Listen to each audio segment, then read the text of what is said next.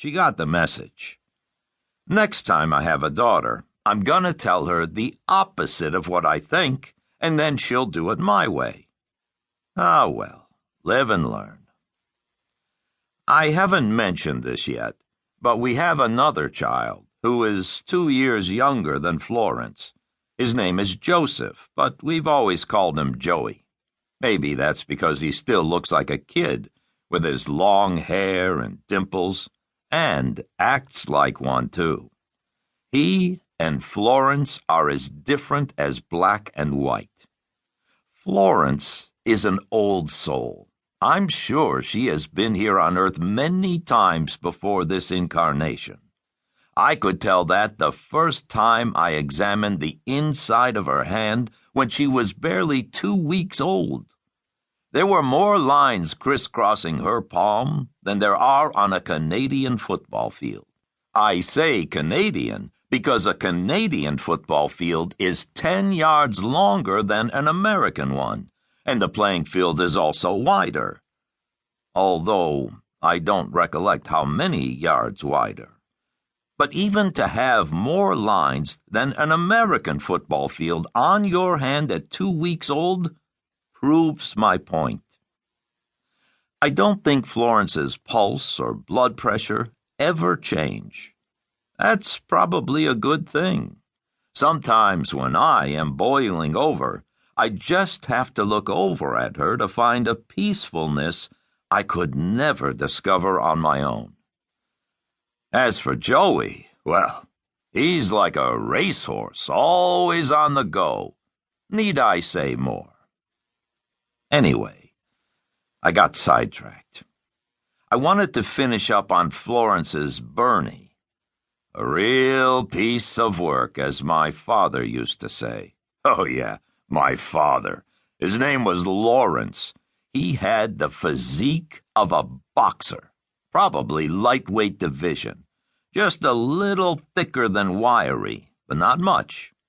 He had 6-pack abs until he was almost 70, and even then he still looked like the kind of guy who could eat nails for breakfast, big ones.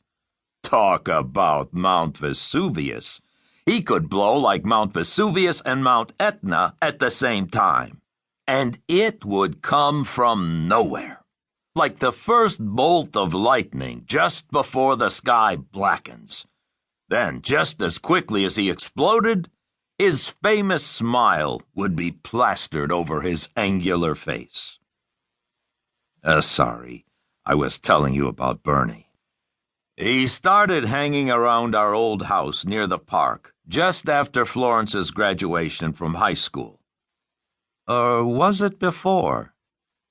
Yes, it was before, because I can remember him sitting in the first row, blabbing away during the ceremony. Florence was the head of her class. You know the one I mean, the best one. And that was a big deal, at least to our family. But I guess not to Bernie. I figured she would get over him and go on to the next one, like we all did at that age. Well, almost all. But she didn't. And he became more of a fixture in our house than Roxy, the kid's mongrel dog. I say the kids, but I guess I was the true owner since I bought her from the SPCA, walked her, fed her, and eventually buried her. That was a fiasco. I came home one night and told the kids Roxy had died in her sleep. Actually, she was sick.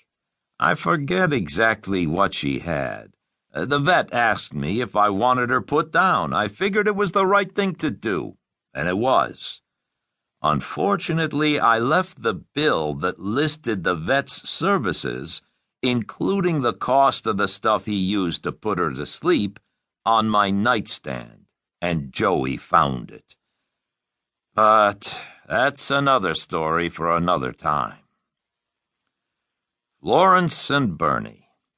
Sounds like some kind of bad television show. Have 2 young children of their own. Nice kids, but the jury's still out on whether they will be like him or like her.